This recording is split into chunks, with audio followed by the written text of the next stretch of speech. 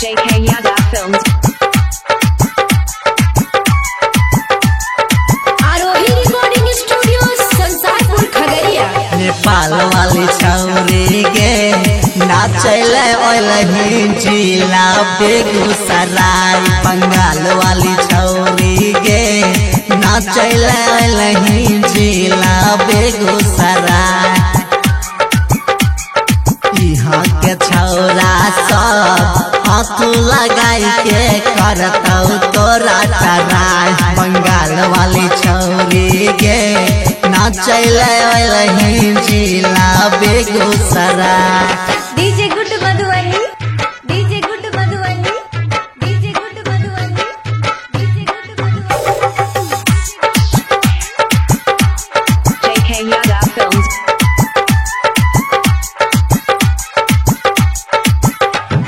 मुखिया विधायक नामारी पंसौआ देतौ इनाम गे।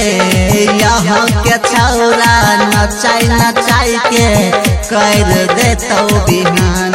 नैका तोहर लोहिया में टेंगरा मछरी करतौ खूब फराय। बंगाल वाली छौरी के नचले ओलही जिला बेगूसराय।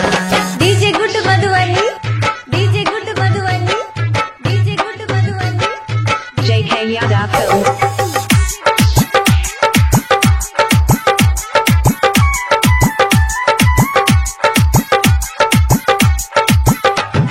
छोटगर कपड़ा पहन के चोराए ले चैन गे। छौरा ता छौरा बुढ़बो तोहर हो गेलो बड़का फैन। नीरज सोनू के चक्कर में छौरी गेली तो धराय।